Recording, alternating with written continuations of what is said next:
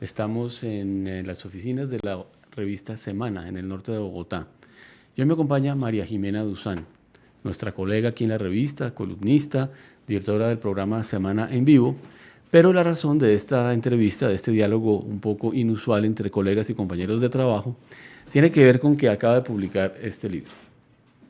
Santos, Paradojas de la Paz y del Poder. Está fresquito, está calientico, apenas está llegando a las librerías, aunque entiendo que se ha vendido muy bien, María Jimena. Sí, eso me han dicho. El último reporte de mi editorial Random House dice que a pesar de que está hace 10 días en librerías, ya está de segundo. Es un tiempo récord para llegar a ser de segundo. Y apenas se está conociendo. Es un libro, como ustedes lo pueden ver, sobre Juan Manuel Santos, una semana antes de que deje la presidencia, o un par de semanas antes de que deje la presidencia, pero en realidad es un libro sobre el proceso de paz. Lo que pasa es que a través del proceso de paz, me parece, después de su lectura que tuve oportunidad de hacer, María Jimena, que hay un retrato de Juan Manuel Santos, que hay una forma de explicar cómo ha sido la presidencia estos 8 años de Juan Manuel Santos, incluso su llegada al poder, su curioso estilo de gerencial y de gobierno, los momentos difíciles. ¿Es una mirada de Juan Manuel Santos a través del proceso de paz? Sí, yo diría que, digamos que este no es un libro sobre Juan Manuel Santos, ni mucho menos una biografía oficial, ni extraoficial, ni nada, sino que yo cojo varias figuras y sobre todo la figura de Juan Manuel Santos, porque pues obviamente sin él no habría el proceso, para explicar un momento en la historia que yo creo que los colombianos no hemos entendido. A mí me costó trabajo entenderlo, quiero decirle, y duré 4 años y medio haciendo ese libro. Y la manera, y hay una propuesta narrativa que quise hacer distinta, y fue casi contar la historia como un thriller político, que fue lo que nos pasó. Tan es así que todavía no podemos entender qué nos sucedió, porque ha sido tan rápido los cambios que la gente, yo creo que todavía no los ha podido entender ni comprender. Y la intención de ese libro es tratar de explicar cuáles fueron esos cambios, pero a través de un thriller político y de una propuesta narrativa distinta. El libro, digamos que es sobre el proceso de paz. Hay muy buena reportería sobre el proceso, hay muy buen conocimiento de los personajes claves durante la negociación, lo que ocurrió en La Habana, la agenda, los momentos difíciles, etcétera. Pero hay un punto que vuelve una y otra vez en el libro, que es el plebiscito de octubre del 2016. ¿Por qué? Porque yo creo que ese es el punto realmente complicado, difícil, en el del que todavía no hemos salido y que tiene que ver con el futuro de este país. Yo creo que el peor momento del proceso de paz fue la pérdida del plebiscito, y esa pérdida no la hemos podido entender todavía. Por eso el libro comienza en ese momento en que Santos siente que va a ganar, él no se da cuenta, él, aunque hay señales, no las ve, ¿sí? Y encima de eso no tiene plan B. Cuando se da cuenta que va a perder y que ya perdió, se siente totalmente desorientado y no entiende qué fue lo que pasó. Y yo considero que ese es el momento más complicado, más difícil que ha tenido el proceso de paz. Y por cuenta de ese instante es que se producen todos los momentos más complicados que vienen después. Se pierde legitimidad. Los empresarios son los primeros en que se salen del acuerdo. Dicen, esto no puede ser porque se perdió. Los primeros también que se van son los políticos de su coalición, ¿sí? Germán Vargas, el fiscal Néstor Humberto Martínez toma distancia, y prácticamente Santos se va quedando solo, pero por cuenta de la pérdida de legitimidad que produce la pérdida del plebiscito. Hay una revelación en el libro, en un capítulo que se lee como una novela, como un thriller político, como usted dice, y es la reacción de Santos tan pronto se va enterando de los resultados del plebiscito. Al principio, en los primeros resultados, el plebiscito, él sí ganaba por un margen pequeño, esa distancia se fue reduciendo, y al final en los últimos boletines de la registraduría, pues perdió. Y usted dice que el presidente Santos pensó renunciar. Pues eso es lo que él mismo me contó. Para hacer el libro yo hice muchísimas entrevistas. Entre esas hice varias entrevistas con el presidente Santos que él un día aceptó hacer, porque yo no había pensado llamarlo porque no sabía si él quería Y él un día me llamó y me dijo, ¿sabe qué? Yo sé que usted está haciendo un libro sobre esto, si usted quiere entrevistarme, con mucho gusto, venga y lo hace. Y en esas jornadas que hicimos, yo quise como entender qué había pasado en ese momento, y ahí fue cuando él mismo me contó que él había presentado su renuncia porque pensaba que era de todas formas una opción que tenía que analizar y evacuar de la mejor manera. Él tiene una manera de analizar esas cosas que es a través como de una T. Él dice que es de una T, como una cosa dofa de estas, y realmente lo hizo así, planteó esto, y me sorprendió cuando él lo dijo. Cuando yo fui a hablar con Humberto de la Calle, porque también me tocó hablar con Humberto de la Calle, que fue la primera persona que sabe o que le informa al presidente que su cabeza está sobre la mesa, ¿sí?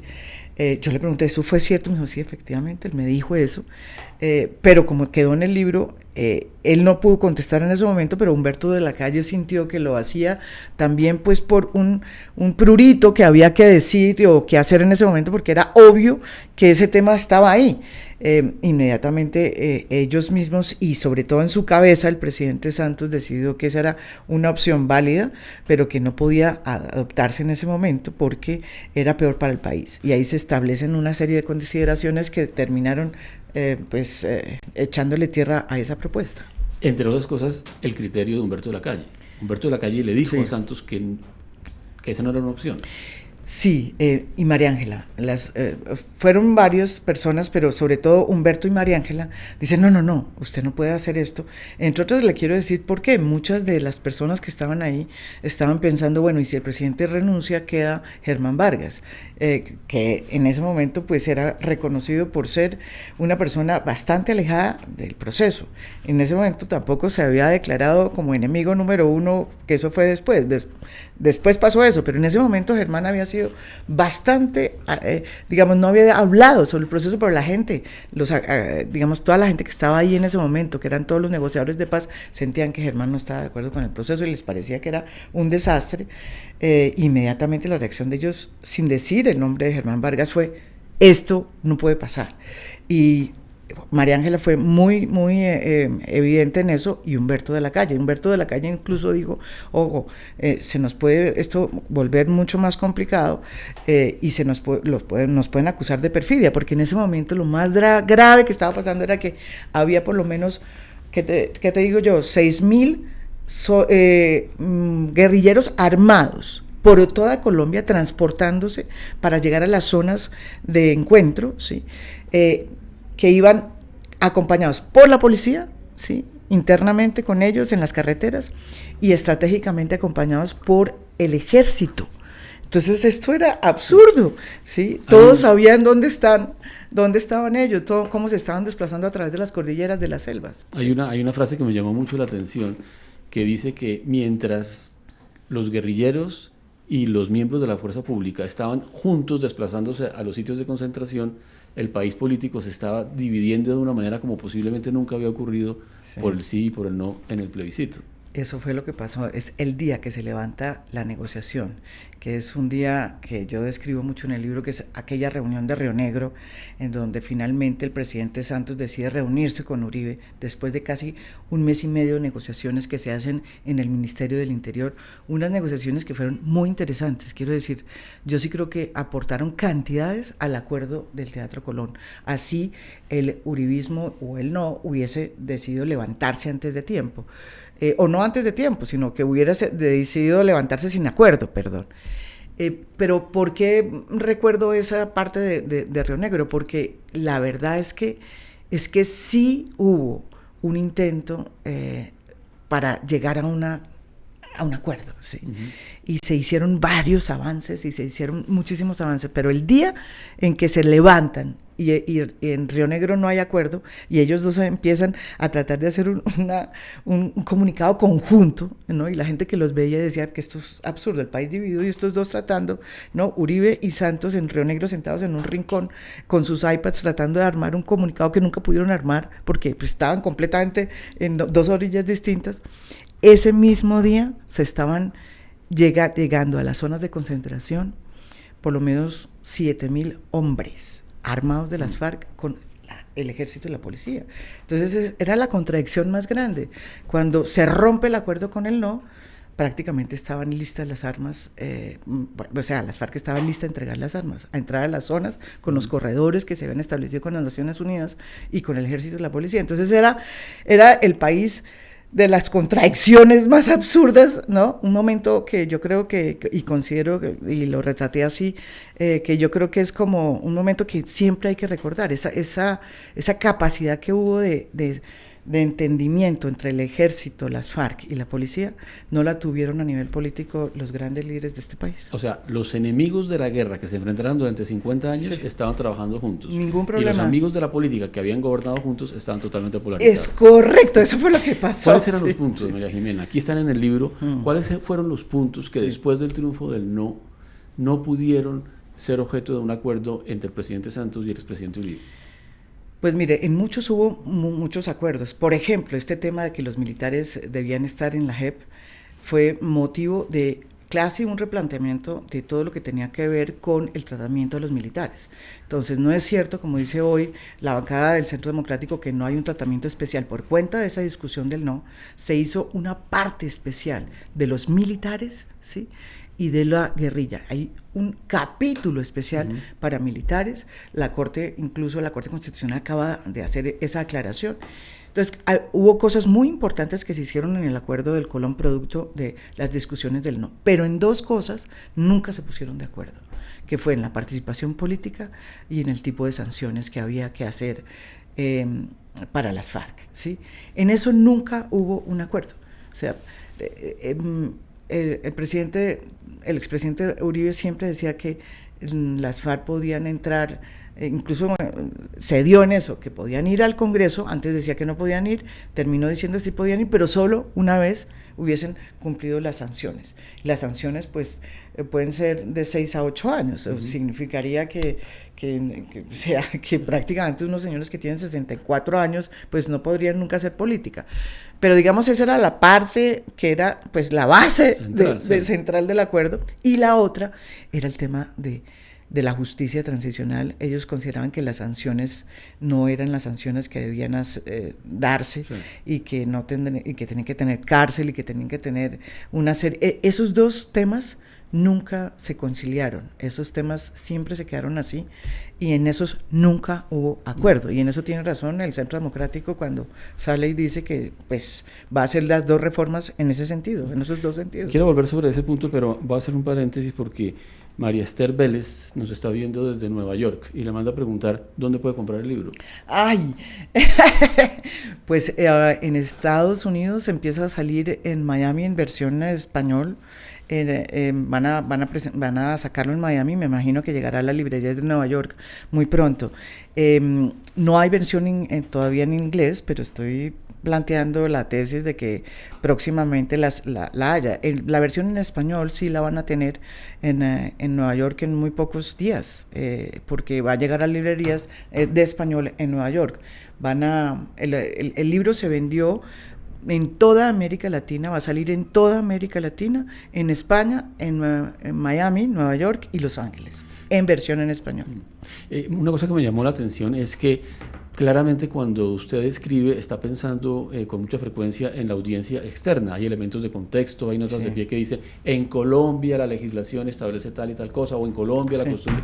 ¿Usted estaba pensando en lectores extranjeros más que colombianos, o por igual?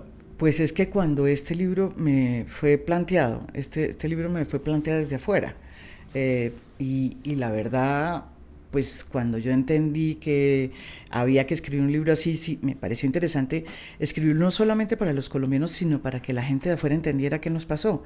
Y está escrito de esa manera, para que los de afuera entiendan qué está pasando en Colombia, por qué nos sucedió lo que nos sucedió y qué nos está pasando hoy.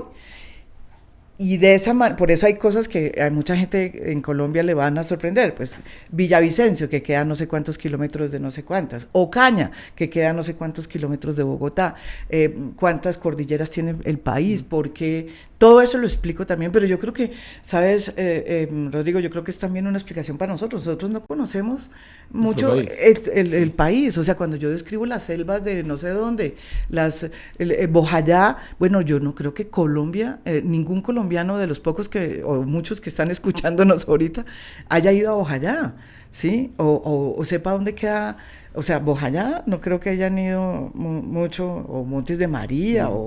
O sea, entonces trato también de integrar esa Colombia que de la cual tiene mucho que ver con, o sea, con lo que nos pasó, las regiones, ¿sí? Yo la integro y como que la meto, ¿sí? Que es parte, pues, del quehacer periodístico que he hecho en los 4 años y medio haciendo este libro. Bueno, así como María Esther nos ha mandado una pregunta, si ustedes quieren hacer preguntas sobre el libro de María Jimena o por qué lo escribió de determinada manera, bienvenidas sean, aquí los estaremos elaborando. Pero quiero volver al tema, los puntos del desacuerdo, María Jimena, porque me parece que con ellos, con esos puntos, han pasado 3 cosas muy importantes. Primero, fueron los momentos más difíciles de la negociación. Está escrito aquí en el libro. En algunos momentos, incluso para el tema de la justicia, por ejemplo, el presidente Santos creó un mecanismo paralelo a la mesa para lograr un acuerdo porque estaba totalmente estancado. Sí. Y los puntos ahí eran los mismos. Luego, con el triunfo del no, casi que hay un acuerdo entre el gobierno y los del no, y luego entre la delegación del gobierno y las FARC, en todos los puntos, menos esos mismos, los que usted acaba de mencionar. Sí. Y ahora que ha ganado el uribismo el poder y que el presidente Duque está a horas prácticamente o a días de tomar la presidencia, nuevamente vuelve a plantear la reforma de esos 2 puntos. Sí, es que eso es un problema que Colombia tiene que resolver, ¿sabes? Porque esos 2 puntos... En esos 2 puntos no hubo acuerdo y por esos 2 puntos se perdió el plebiscito. Entonces hay que plantearlo así como es, y ese libro lo plantea. O sea, es increíble que después de tanto tiempo eso siga así. Ahora, ¿qué podemos hacer? O sea, ¿qué no es que podemos hacer? ¿Qué es lo que eso ha producido? Lo que ha producido tristemente es que en lugar de que nos encontremos, nos estamos alejando. Una de las cosas que yo sí digamos, siempre le he dicho al presidente Santos en todas estas discusiones que teníamos era que él había dejado un país dividido, y yo sí creo que deja un país dividido.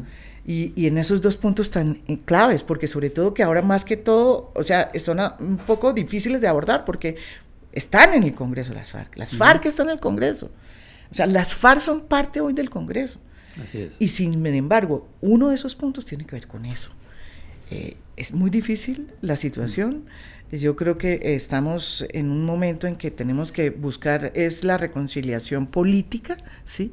Que es lo que nos falta, y me parece que sería un desastre deshacer lo que ya se ha hecho. Vamos a ver qué pasa.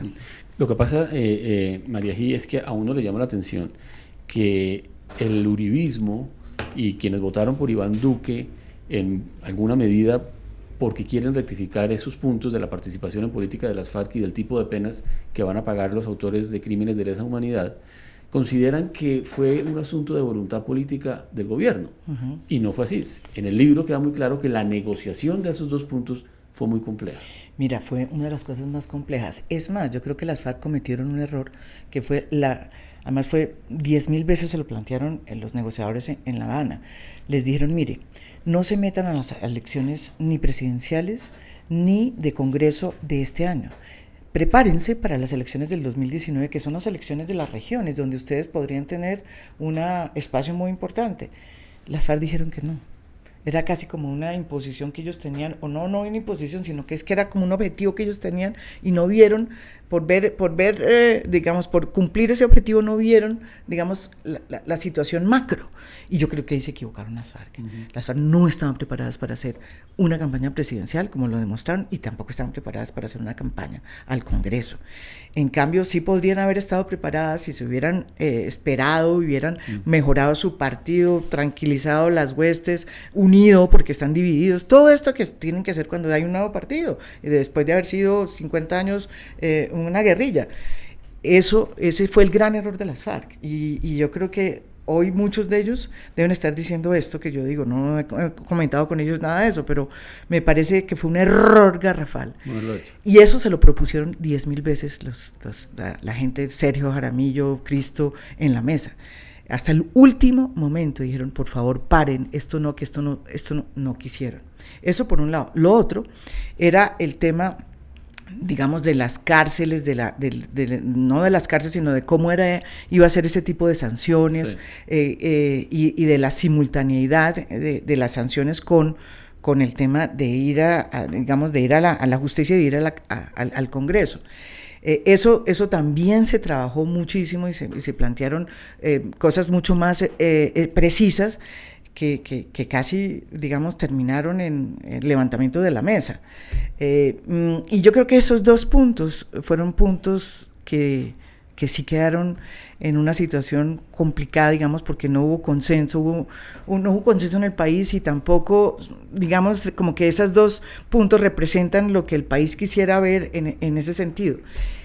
Ahí estamos. Yo creo que no sé para dónde vamos en esos dos puntos, pero ya, de hecho, es que ya está la JEP, se fue así, sí. Y lo que hay que hacer es que se cumplan las sanciones, yo sí creo, y que se cumplen las sanciones. Hay que ver qué dice la JEP, eso es el magistrado. Si el magistrado dice que cuando se cumple, o sea, que este señor se condena por estos delitos y se le da una sanción de tanto tiempo, pues ellos mismos dicen si pueden ir o no al Congreso.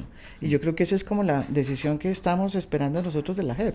Ahora, la negociación sobre esos dos puntos marcaron los momentos más difíciles de todo el proceso, del largo proceso de más de 4 años en La Habana.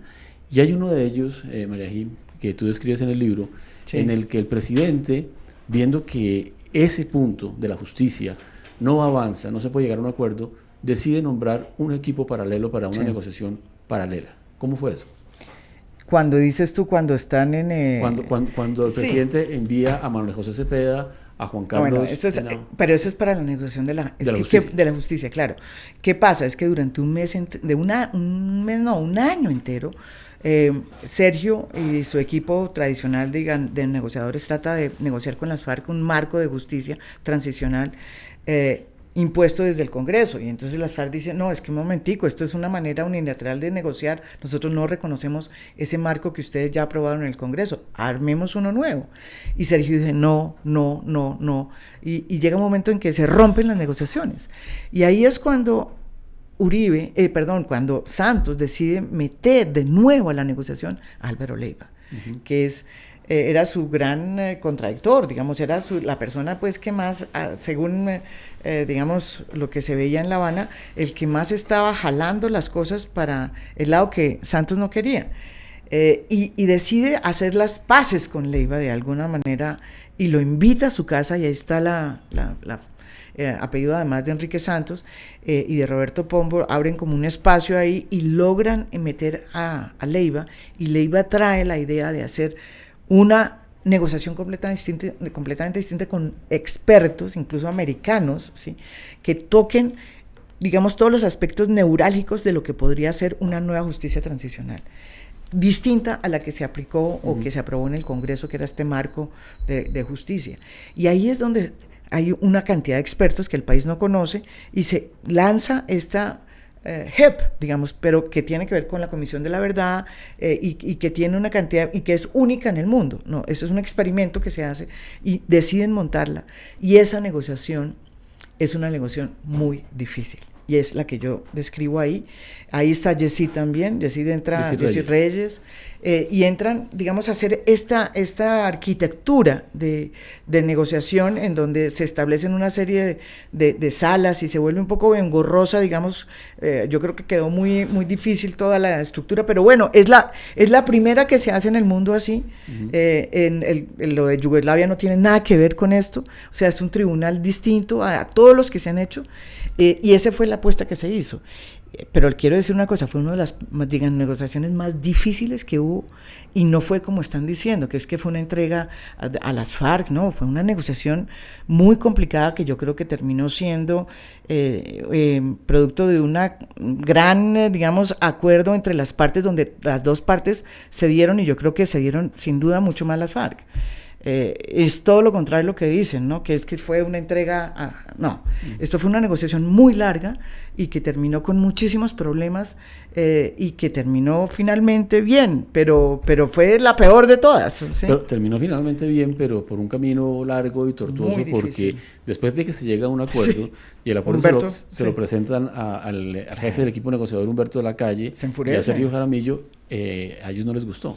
No, porque no lo habían negociado ellos. Es que lo que sí es un poco complicado fue que como Santos decidió sacar esa negociación de la mesa, porque había esta falta de diálogo entre unos y otros, entre Sergio Jaramillo, Humberto de la Calle y las FARC, se arma un grupo de expertos aparte, ese grupo de expertos monta un proceso de negociación, se llega con las FARC a este marco, digamos, nuevo de justicia, y resulta que ni siquiera le informan a Sergio y a Humberto. Entonces el día en que prácticamente llega el presidente a La Habana a firmar esto, pues se notifican a Humberto de la Calle, y Humberto de la Calle manda ese acuerdo al carajo, ¿sí? Y dice, esto no es así, yo no puedo firmar una cosa que yo no he visto, ni he negociado, ni nada, yo tengo que mirarla, ¿sí?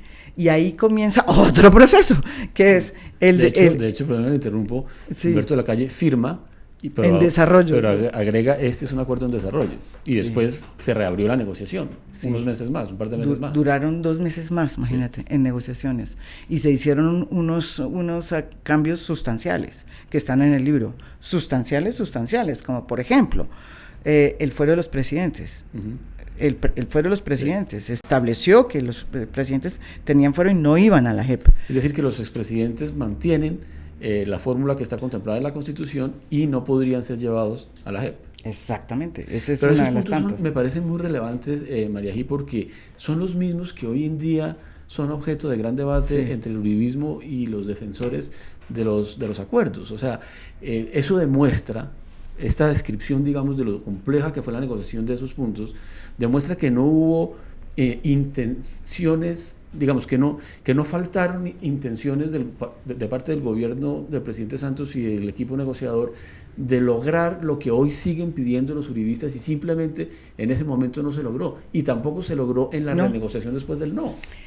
Sí, esto es una situación complicada porque sigue siendo, fíjate, seguimos en la constante división sobre los dos mismos puntos que estamos planteando, digamos, la división desde el plebiscito.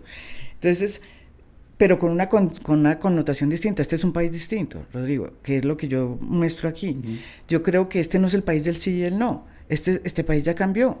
Este país, por cuenta de ese acuerdo, que la gente no lo entendió mucho porque es que era un mamotreto, o sea es increíble. Yo creo que cuando se hizo la discusión del no, Marta Lucía Ramírez, por ejemplo, que sí se lo ha leído, es una persona que entró entendió este acuerdo, se dio cuenta ella misma que era mucho más que un acuerdo.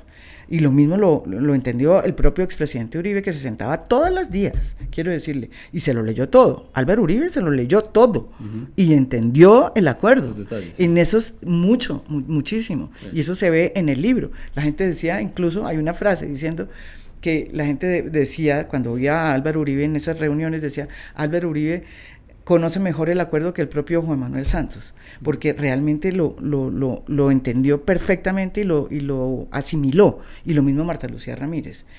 Digamos que ese es el gran descubrimiento que yo hice cuando hice toda la reportería de todo lo del no, y eso es una ventaja para el país, digamos, el futuro.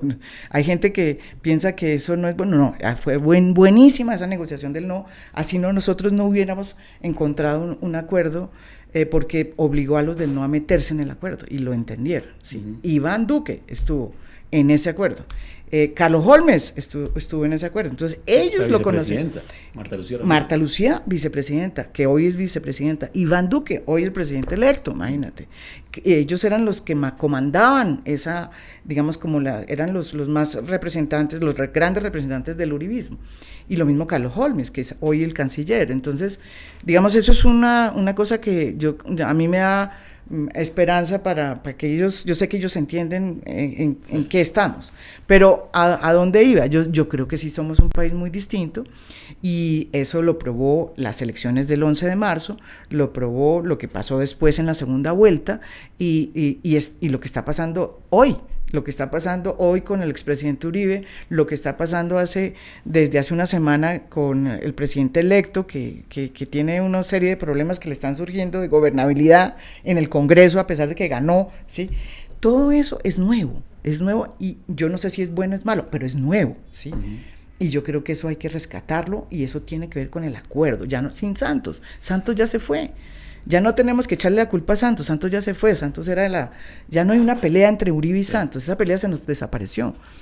Y lo que yo trato de explicar en el libro es que el acuerdo no es de Santos, el acuerdo quedó ya para todos nosotros, para el presidente electo, para ti, para mí, para todos los que estamos aquí. ¿Cómo lo vamos a trabajar? Pues ese es el futuro en el que tenemos que buscar acuerdos, no sé cómo, pero hay que hacerlo. Bueno, quiero preguntarle por las FARC. Me parece que el personaje central, digamos, en el libro, para explicar cuál fue la actitud y cuál fue la estrategia y cuáles eran las posiciones de las FARC, es Pablo Catatumbo. ¿Por qué? Cuando el jefe de la negociación era Iván Márquez. Porque Pablo Catatumbo fue el que comenzó el proceso. El proceso secreto comenzó a través de cartas, Pablo Catatumbo con el presidente Santos.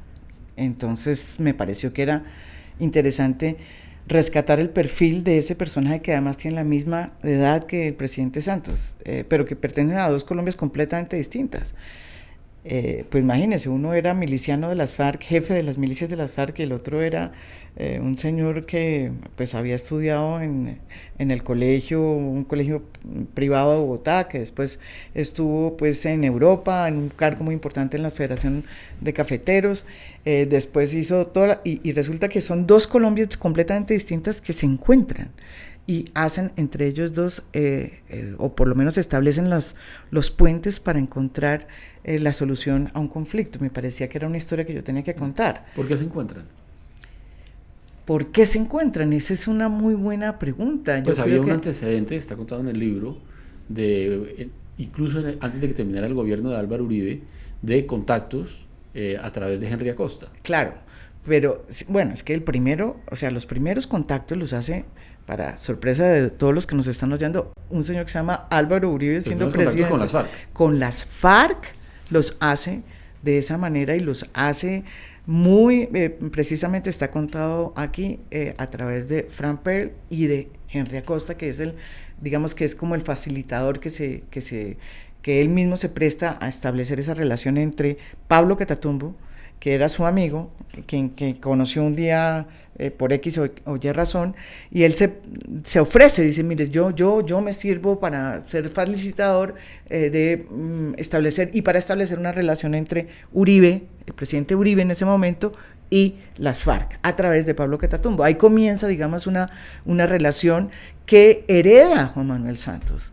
Y les voy a decir una cosa, en el libro está como incluso en la última parte de su gobierno, cuando él pensaba que la Corte le iba a dar un tercer gobierno, le iba a permitir volverse a reelegir para un tercer gobierno, él planteó una negociación directa para fin del conflicto, como exactamente le hizo Santos, y mandó una carta firmada por Frank Pearl. O sea que, imagínense, estamos hablando de lo mismo, o sea, estamos hablando de lo mismo que hizo Santos. Pero las FARC dijo que no, porque obviamente conoció la noticia de que no iba a ser presidente Santos, pues que la Corte había dicho que no podía repetir un tercer mandato, y entonces ellos dijeron que no, que esperaban al próximo presidente, que iba a ser un uribista. ¿Sí? El país tiene la impresión de que la pelea entre Santos y Uribe, la famosa polarización, se debe a puntos distintos sobre el proceso de paz. Según lo que estás diciendo, Uribe habría hecho un proceso de paz si hubiera sido reelegido. No tengo la menor duda. Y Santos, que hizo el proceso de paz, pues también tuvo unos actos de mano dura contra las FARC durísimo. Es decir, Santos era el ministro de Defensa cuando el bombardeo contra Raúl Reyes en Ecuador, Santos siendo presidente y ya en la fase secreta de la negociación, pues condujo, digamos, o lideró el operativo contra Alfonso Cano, que terminó con su muerte. A veces a uno le parece que el que era mano dura era Santos y el que estaba dispuesto a hacer concesiones era Uribe. Entonces, ¿por qué en torno al tema del proceso de paz llegaron a semejante polarización dos exaliados que habían trabajado juntos durante el gobierno de Uribe? Yo creo que tiene que ver con un tema de egos, ¿sabes? Más que cualquier otra cosa. Porque yo estoy totalmente segura, y lo puedo hacer, mejor dicho, no me voy a equivocar en eso, que si Uribe hubiera sido reelecto para un tercer mandato, lo primero que hace es exactamente lo que hizo Santos. Exactamente. Porque él sabía que después de esta guerra había que hacer un fin del conflicto. Él lo tenía muy claro. Es que él lo hizo durante su gobierno. Entonces, ¿qué fue lo que pasó? Yo creo que tiene que ver este tema tan horrible que es el tema que tiene que ver, que es el mismo de Laureano Gómez con pues, los liberales, con el mismo que ha dividido a todos los grandes patricios conservadores y liberales, que es la vanidad y el ego, no es la ideología.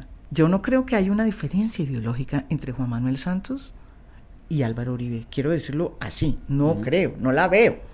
Así, de grandes cambios de modelos, no. ¿De proyectos sobre el país? No. ¿De proyecto político? Yo no creo. Yo no lo veo. En cambio, sí veo una enemistad personal, una inquina que puede ser casi más grande que esa distancia ideológica que supuestamente los separa. Y eso le ha hecho mucho daño a este país. En ese sentido, yo sí creo que... y además que son distintísimos, ¿no? Juan Manuel Santos, que es una persona, yo siempre había pensado cómo poder escribir sobre un personaje tan complejo como Juan Manuel Santos, que es un presidente que hace todo esto que estamos hablando, que es el final de un conflicto. Yo creo que eso hay que reconocérselo, por favor, la historia se lo va a reconocer, pero por el otro lado, cómo queda atrapado en esa pelea personal, ¿sí? Con una persona que obviamente políticamente es mucho más poderosa que él. Y es un drama, es casi por eso yo lo pongo como si fuese Juan Manuel Santos un héroe de estos shakespearianos que van, digamos, con toda su confrontación interna, digamos, no pudiendo asumirla, ¿sí? Y trastabillando pese a sus logros, ¿sí? Pero trastabillando internamente pese a sus logros. Y eso le pasó a Juan Manuel Santos. Sí. ¿No? Y no sobra recordar que Juan Manuel Santos llegó a la presidencia por Uribe. Por Uribe. Por el partido de Uribe, con el apoyo de Uribe y gracias a haber sido ministro de Defensa en el gobierno de Uribe. Sigamos con el tema de las FARC, María G. Pablo Catatumbo e Iván Márquez. Hoy los estamos viendo en posiciones muy distintas. Sí. Iván Márquez no ha tomado posesión de su curul en el Senado, para la cual fue elegido según las metodologías establecidas en los acuerdos. En cambio, Pablo hoy en día es senador de la República, ya lo vimos sentado allí en la instalación del Congreso, pero parece que esas diferencias existían desde siempre. Durante la negociación, ¿cómo se vieron esas diferencias? Había esas diferencias, es que siempre hubo esas diferencias. De un lado estaban siempre Iván Márquez y Santrich, y del otro lado estaban Timochenko, Carlos Antonio Lozada, Pablo Catatumbo, y lo paradójico es que en lugar de que, yo pensé que en la medida en que este proceso avanzara y que pues ellos se desmovilizaran como lo hicieron, en fin, estas divisiones se iban pues a minorar y se iba a lograr la unidad en ese nuevo partido. Lo que pasó es todo lo contrario. Lo que pasó es que Iván Márquez empezó a tener una gran influencia en las bases y la línea, digamos, radical, que como cuento ahí, ganó al punto de que ni siquiera cambiaron el nombre del nuevo partido y se dejó FARC, con otro significado, pero la gente le dice FARC, nos toca decirle FARC, como si no hubieran cambiado las cosas. Y eso fue una decisión de Iván Márquez y de Santrich contra la decisión que querían hacer Timochenko, Pablo Catatumbo y Carlos Antonio, que sí querían cambiar porque pues saben que hay que cambiar. Eso se fue así y hoy lamentablemente las FARC yo las veo divididas, están evidentemente divididas y no sabemos qué vaya a pasar con Iván Márquez. Lo escribo ahí, el episodio de Santrich también ayudó a que eso se evidenciara que había una división fuerte en ese tema, porque unos decidieron seguir en el proceso y Iván decidió salirse de donde estaba, irse a este campamento en el Caquetá, donde sigue hasta hoy. Hablemos un poquito de los militares. Los militares jugaron un papel muy importante en este proceso y hay un capítulo al final que se llama Los generales del fin de la guerra, donde usted habla de dos personajes que jugaron un papel muy importante en la negociación del cese al fuego, el general Flores y el general Rojas. Pero digamos que esa no es la primera intervención de los militares, esa es casi que la última. Previamente, un general retirado, pero de gran ascendencia en las tropas, el general Mora, formó parte de la mesa de negociación. Un ex general de la policía, Óscar Naranjo, actualmente vicepresidente de la República, también formó parte de la mesa de negociación. ¿Qué participación tuvieron los militares en este proceso? Yo creo que esa es la clave de este proceso. Lo interesante de este proceso fue esa decisión que tomó el presidente Santos de meter desde el comienzo a, primero, militares retirados de gran ascendencia en la tropa como el general Mora. El general Mora fue el que montó todo el Plan Patriota. El general Mora monta toda esta estrategia de contrainsurgente que fue eficaz y muy buena del Plan Colombia. Quien la implementó fue Mora. Entonces, claro, traer a este personaje que tiene tanta incidencia y tanto respeto dentro de la tropa a la mesa fue el primer éxito. Pero no solamente dentro de los militares, para las FARC, cuando las FARC vio a Mora, ahí al general Mora ahí, pues carambas, ¿no? Se impresionaron porque dijeron esto va en serio. Entonces ese es el primer, así Mora, y el general siempre me va a decir que no, si nos está oyendo, el general Mora siempre tuvo serias dudas, aunque siempre creía que esto iba a terminar bien, pero él siempre fue una persona que renunció 18 veces, o por lo menos 9 veces le renunció al presidente, y el presidente siempre le decía que no. Él siempre tuvo todas estas dudas, pero jugó un papel fundamental. Después es una decisión mucho más audaz, que es meter a oficiales activos y también del estilo de Mora, sí, que era el general Flores. El general Flores había sido comandante para la negociación del cese al fuego. Del cese al fuego. La comisión de negociación del cese al fuego. Es correcto. Sí. Ya digamos como faltando un año y medio antes de que se firmara el acuerdo. ¿Qué pasó ahí? A mí me impresionó mucho. Primero que hubiera aceptado, o sea, escoger al general Flores, que era el general que había comandado, digamos, toda esta unidad impresionante que combatió a las FARC en el suroriente de este país durante los 6 años del Plan Patriota, que la guerra se hizo ahí. Él fue el comandante, bajo sus órdenes estaba el Fudra, que fue el otro comandante que también fue nombrado, que es el general Rojas, que era el comandante de la Fudra. En fin, eran los grandes combatientes, los grandes, digamos, mariscales de campo que habían entrado a la guerra, los que fueron nombrados para hacer la desmovilización, o sea, para finiquitar con las FARC cómo se iban a desmovilizar. Y lo que es más impresionante es que cuando llegan allá, todos se conocían porque todos se habían combatido. Yo tengo una anécdota de cómo fue que Carlos Antonio Lozada le mostró al general Rojas que la herida que le había dejado en la espalda. Pero digamos que empezó a haber esta empatía impresionante con el respeto que se merecen dos personas, o las personas que se han combatido durante 50 años, y de ahí sale una cosa impresionante, que es la decisión de desmovilizarse, pero de acuerdo digamos, con todos los márgenes que había que hacer para que se hiciera una desmovilización eficaz y legítima, ¿sí? con las Naciones Unidas. Y ahí es cuando ellos deciden, las FARC, pedirle al ejército que los proteja en las movilizaciones que hacen para salirse de donde están y llegar a los puntos de encuentro que estaban establecidos. Y eso es ya, a mí me pareció que ese era un momento rarísimo, o sea, un momento que yo dije, este momento hay que ubicarlo así, arriba el país esté dividido, aquí están juntos. Y yo vi cosas impresionantes que dejaban pasar a piquetes de soldados, o sea, que entre soldados y FARC se encontraban en la selva, se saludaban y se iban, cosa que, pues, imagínense, 50 años de guerra, para mí eso era, bueno, todo eso quedó en ese libro. ¿Será que quienes hicieron la guerra eran quienes más querían acabarla? Pues mire, yo creo que sí, ¿sabes? Porque eso sí lo tiene uno muy claro cuando uno habla con los generales. Por eso yo no estoy de acuerdo cuando dicen que los generales no quieren ir a la JEP y todo eso. Cuando lo que yo aprendí de toda esta reportería que hice sobre todo con los militares, es que los militares que sí vivieron la guerra, que entendieron, y además los militares sienten que ganaron la guerra. Es que eso es una diferencia muy grande. Los militares se van a la mesa, el general Mora se sienta en la mesa, el general Flores va a las discusiones después en la subcomisión, porque ellos sabían que psicológicamente, si no militarmente, porque la guerrilla nunca fue derrotada militarmente como tal, pero sí psicológicamente, bueno, los habían derrotado. Es que fueron 10 años de una guerra infernal que el país nunca supo. Infernal, fue una guerra y que ellos conocieron y padecieron. Lo que ellos me cuentan de cómo se hacían todos los operativos, cuando yo tengo las dos versiones, el bombardeo, por ejemplo, que hicieron del Mono Jojoy, lo tengo por cuenta del hijo del Mono Jojoy que estaba ahí, y del señor que lo hizo, que era el comandante en ese momento, que era el general Flores.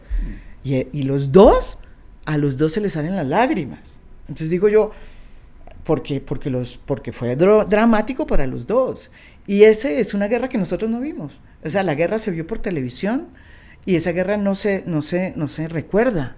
Ellos sí la recuerdan, y la recuerdan las dos partes. Y por eso no es cierto que, pese a que haya problemas de disidencias y todo eso, que es evidente, y que el narcotráfico y todo esto, que fue un desastre, porque fue un error en la implementación de los acuerdos, que también está en el libro, ¿sí? Los desafíos de hoy son infinitamente menores a lo que había antes. Esto es otra cosa. Entonces... Decías al comienzo de esta conversación, María G., que la razón para darle al día del plebiscito, el 2 de octubre de 2016, una especie de elemento central en la conducción de la historia que está en el libro, es por su importancia, por las repercusiones que tuvo. Ahora, 4 días después de esa gran derrota del presidente Santos, del triunfo del no por un margen de 53,000 votos, el presidente Santos tiene probablemente el triunfo más grande de su vida, que es el Premio Nobel. Una paradoja, un cambio impresionante. Está contado en el libro que ese día, o la noche anterior, el miércoles en la noche, el miércoles después del plebiscito, el presidente Santos estaba en su apartamento, en su casa privada, no estaba en la residencia presidencial, sino estaba por aquí en el norte de Bogotá, en su apartamento, con un grupo de personas. Creo que estaba Juan Fernando Cristo, estaban analizando para dónde iba eso. Su esposa María Cristina ni siquiera estaba con ellos, estaba en Anapoima cuando llega la noticia. Sí, en la noche anterior él había estado comiendo con Juan Fernando Cristo en su casa. Él hacía eso, solía salirse un poco de palacio y irse a comer a la casa, y en esa nunca nadie habló del Premio Nobel, nadie le dijo nada. Cristo nunca se acuerda que el presidente le haya nombrado ni mencionado el Premio Nobel, porque yo creo que en ese momento el Premio Nobel ya no estaba, y eso me lo confiesa Santos, y sí le creo en eso, cuando dice que él ya había perdido el tema del Premio Nobel cuando perdió el plebiscito. Él sí sabía que iba a haber, o sea, él pensaba que si ganaba el plebiscito era evidente que le iban a dar el Nobel, y que le iban a dar el Nobel no solo a él, sino a un grupo de gente. Incluido eventualmente Iván Márquez. Incluido eventualmente Iván Márquez, claro. Timochenko, él y unas víctimas. Así había sido la nominación. Nadie negaba que eso iba a pasar. Yo creo que era casi que lógico. Era el único proceso en el mundo que había sido exitoso. Imagínense, en medio de las guerras más horribles que estaban surgiendo, del terrorismo que salpicaba por todas partes, ¿sí? Pues esta era la única noticia buena. Entonces, la pregunta no era si iban a dar el Premio Nobel a Colombia, sino si a quién se lo iban a dar, si iban a hacer a Zola Santos. Pero cuando se pierde el plebiscito, eso se pierde. Y lo sorprendente es que la decisión del Premio Nobel es decir, no, hay que dársela a Santos para ver si le damos gasolina y fuerza para que él logre ese acuerdo. Y yo sí creo que le dio fuerza, ¿sabe? Yo creo que sirvió para el proceso de la negociación con el no. En ese momento yo sí creo que sirvió para darle alguna legitimidad a ese proceso, porque estaba es que esto, si no se hace así, fácilmente hubiéramos podido volvernos a la guerra muy rápido, muy rápido. Estábamos a esto de devolvernos a la guerra, y las FARC hubieran podido decir nos devolvemos a la guerra, porque todavía estaban en un borde en el que podían hacerlo. Ya después de eso ya no se pueden devolver. Y bueno, fue jugado así. Pero digamos, durante todo el proceso, María G., hubo una diferencia muy grande entre la percepción de la opinión internacional, que siempre respaldó al presidente Santos, respaldó el proceso, tuvo una participación muy activa desde Naciones Unidas, países amigos, países garantes, el Premio Nobel, etcétera, mientras que internamente había mucha crítica, mucha oposición. Fue la bandera del uribismo para oponerse al gobierno. ¿Por qué el Premio Nobel podía ser distinto? ¿Por qué sí podía tener un efecto interno cuando otros pronunciamientos muy importantes y actos reales de la comunidad internacional no lo tuvieron? Yo creo que internamente tuvo un efecto, digamos que eso fue como un carrusel de sensaciones de todo el mundo. Yo sí creo que el premio Nobel sacó a la gente, le hizo entender aquí en Colombia que este acuerdo no era de Santos y que había que defenderlo, y por eso la gente salió a las calles por primera vez. A mí siempre me ha parecido que este acuerdo no tenía tenía un problema durísimo, que era que no conectó con la gente, no conectó con el alma del país. Cuando viene esto y se pierde el plebiscito y le dan el Nobel a Santos, la gente entiende que esto que está pasando, que conmocionó afuera, ¿sí?, tiene que ver conmigo, contigo, y sale a la calle por primera vez. Y cuando yo salí a la calle, empecé a ver a la gente joven que no había votado el plebiscito, casi que diciendo, ¿por qué no lo voté? Llenando esas plazas, me empecé a dar cuenta que era que el acuerdo no había llegado al alma de los colombianos. Yo creo que ese fue como el aporte que hizo el premio Nobel, más que a Santos, fue decirle al país, mire lo que el mundo le interesó esto por esto. Ustedes mire lo que van a perder. Y la gente entendió y salió por primera vez a las calles. La gente joven que no votó el plebiscito. Y también la gente que había, incluso del no. Yo me encontré mucha gente en esas manifestaciones que había votado no, pero que salía al plebiscito porque creía que había que arreglar unas cosas, pero que no había que echar para atrás. Ese es el gran valor que yo creo que le encontré yo a este momento, ¿sí?, a ese momento que produjo esa sensibilidad que es tan extraña en los colombianos, porque a nosotros nos acostumbramos a cosas que nunca debimos habernos acostumbrado, a que los periodistas nos tienen que amenazar, muy bien, no, a que la guerra es parte de nosotros, muy bien, no, pues resulta que no es parte de nosotros y que la guerra se podía arreciar y podía devolverse y que iba a afectar a personas que nosotros no conocíamos. Y eso me impresionó mucho, porque la gente empezó a entender que había personas por allá que estaban asustadas porque volvía la guerra.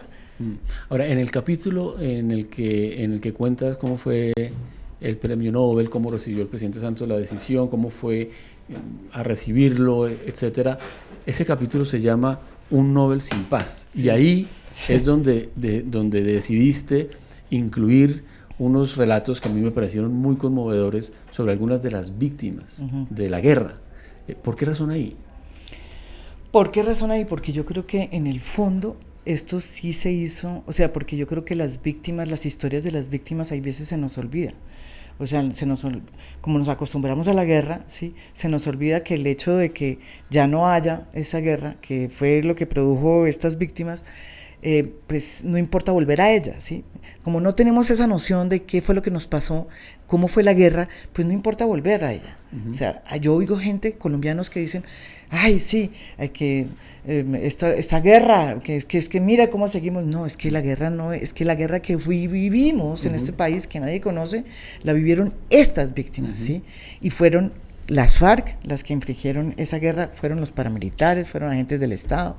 Y yo quise traer a colación esa, al final casi como una imposición mía periodística. Yo también soy víctima de esta guerra, pero me parece que los colombianos, que en la mayoría no fueron víctimas de esta guerra, no entienden la diferencia de un país sin guerra y un país en guerra, y me parece importantísimo que la comprendan.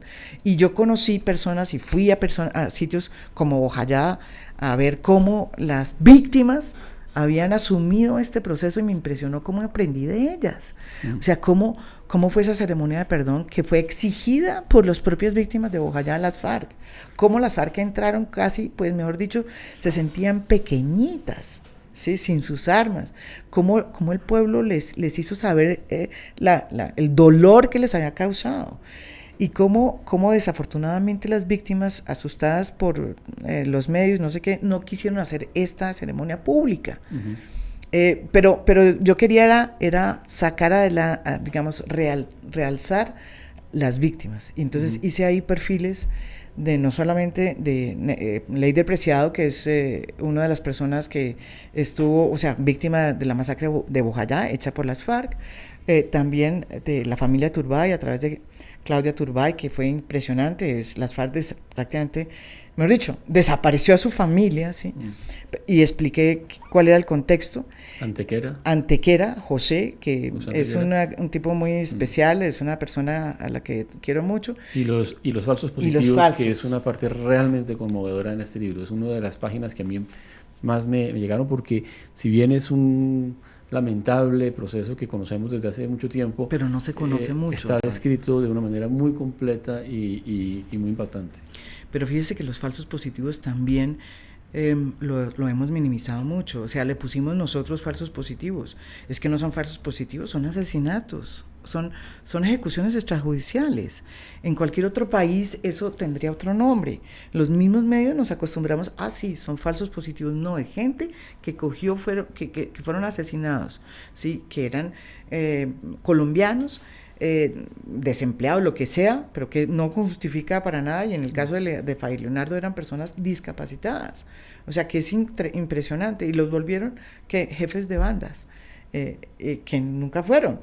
Y yo les quería era volver. Nosotros hemos intentado cosificar las cosas, cosificar las víctimas, cosificar a los que piensan distinto, y este intento que tengo yo ya al final es, hombre, las víctimas no hay que cosificarlas, las víctimas tienen que hacer el respeto, o sea, nos merecen todo el respeto de la sociedad. Y yo quería reivindicar el caso de Luz Marina Bernal, porque me parece que es un caso, sin ella no hubiera habido falsos positivos. Y también una de las madres de Soacha, que es una de las madres de Soacha, que fue la madre que realmente reventó todo el escándalo. El primer caso que se conoció. Que fue el primer caso que se conoció. Y sí, mi intento es sacarnos de esta inamovilidad, digamos, como esta falta de sensaciones que tenemos, que nos produjo la guerra, ¿no? La misma guerra nos dijo, no, esto hay que acostumbrarse, un muerto más, un muerto menos, ¿qué importa? ¿Sí? ¿Qué carajo? Hay que justificar todo. Pues no hay que justificar todo, porque la guerra sí nos produjo muchos muertos y ya no hay. Esos muertos cada vez son mucho menos, o sea, es más, muertos por parte del Estado, de soldados, no hay. Entonces, hoy no hay. O sea, este es un logro impresionante. Nos falta todo lo demás, porque víctimas civiles sí sigue habiendo, y muchas. Entonces, hay que construir la paz, hay que construirla todos nosotros, desde el trabajo en que estemos, ¿no? Se nos está acabando el tiempo para completar la hora que nos habíamos propuesto, pero quisiera preguntarle por qué al final del libro incluyó el proceso de solicitud de extradición de Jesús Santrich.